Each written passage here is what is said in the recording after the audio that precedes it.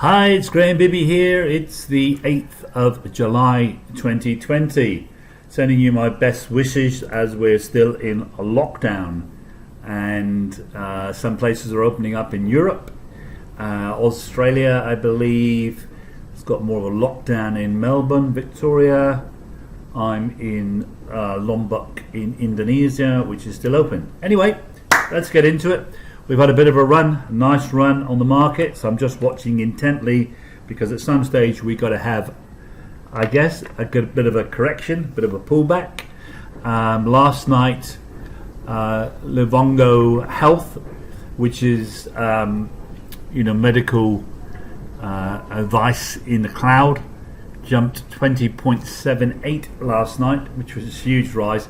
So looking at the potential of taking some profit there, because you would expect a pullback, although big things are happening. The other one that people have got in the CFD service is Tesla. Whew, my God, 1, 2, 3, 4, 5 trading days ago it was 1,000. Now it's 1,389, so it's up 38% on the physical stock. But if you've got CFDs, that is huge, because that basically means you've made nearly 200% on the money you put up for the Tesla stock. And again, I would expect this to pull back at some stage. The thing is, with Tesla, there's talk of a stock split 10 for 1, which means the stock gets much cheaper, inverted commas, to buy. Instead of you needing $1,389 per stock, you need $138, and that opens it up to more buyers. And there's talk about this joining the S&P index, which means a lot of index funds would have to buy Tesla. I think long term, probably Tesla's going to 5,000, could even get up to 10,000, and it's going to propel Elon Musk, I believe, into, if not the richest guy quoted on the planet, one of them. And I say quoted because the Illuminati, the top 2% of people that control the pandemic, etc., they're not allowed to be quoted anywhere. So, they're in the trillions, whereas our Zuckerbergs and that are in the billions. Anyway, let's get over to the Nasdaq, which has now gone above that high before the pandemic. So we broke above it, couldn't hold, fell below it. That was quite a negative, because normally when you break above resistance it becomes support, and it didn't.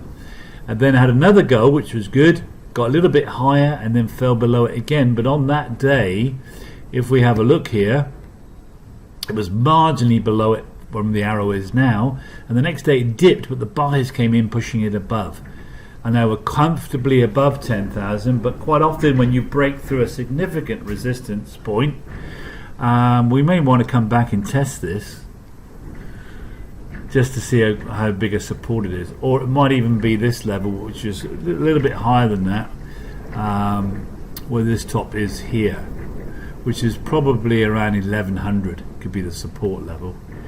The S&P 500, which is obviously a broader index, that's not back to its previous high, so it's got more room to move. Nasdaq, I guess, has been driven a bit by the FANG stocks: Amazon, Facebook, Netflix.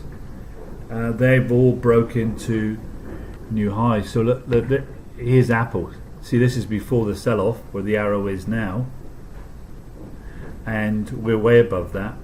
And I've got a little trend line here, watching carefully. The trend line should be a little bit lower, actually, so we're still just above that trend line. And the Dow Jones Transport, this is moving things around. It's nowhere near the previous high. It broke above this. It got support here. There's got resistance here at 9.5. If it breaks above 9.5, then we're going to have another big move. And the Dow Jones Industrials, which seems to be a bit of an outdated index these days, looks a bit like the transport index. It's got resistance above just around 2610 to 2620. It needs to break above that, but it did break above this congestion point here, so it still looks fine.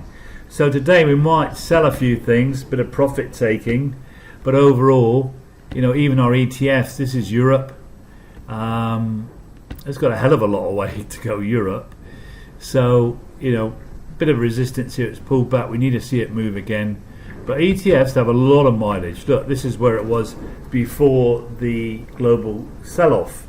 So that is nearly 100% up from where we are now. So there's a huge upside there. I'm still monitoring everything.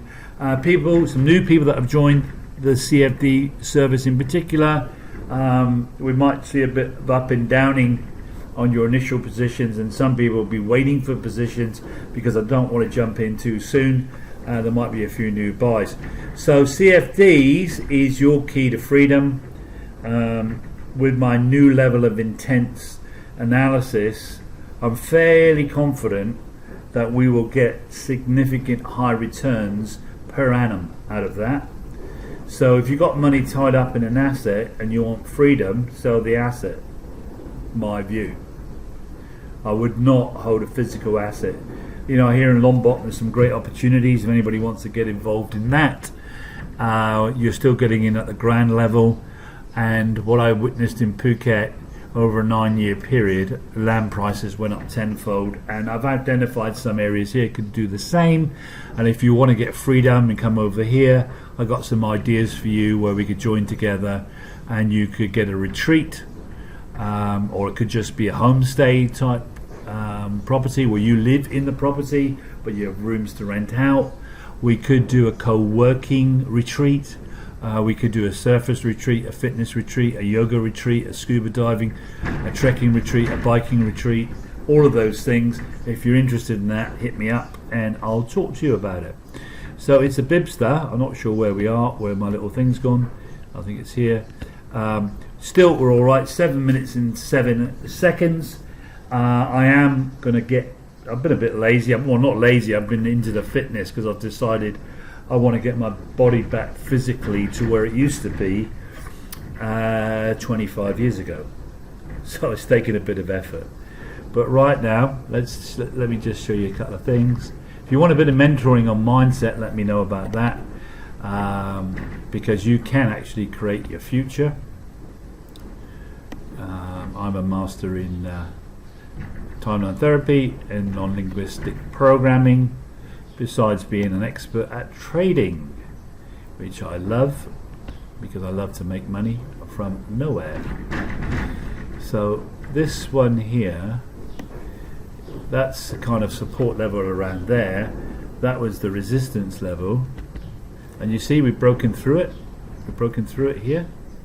So we break through and then we test back and we should turn up again. And if we do, we're off to the races. So Bibster saying, whatever's on your mind, feel free. PA CEO email's not working these days because of G Suites. I don't know why the website guide in Cebu fixed us up with G Suites, which we've got to pay for. And then the website went down because they were sending emails to G Suite Gmail, which is part of the website. And that's because my credit card got compromised, so it had to get stopped. I have fraud happen on that. Shit happens, and just get on with life. And it happened a couple of times, so I wasn't getting any reminders, and then the website disappeared and my emails disappeared, and we haven't been able to track it because the web guy deleted all his files. But now the Graham Bibby www.Graham Bibby website's back up and running, and yeah, things are looking good.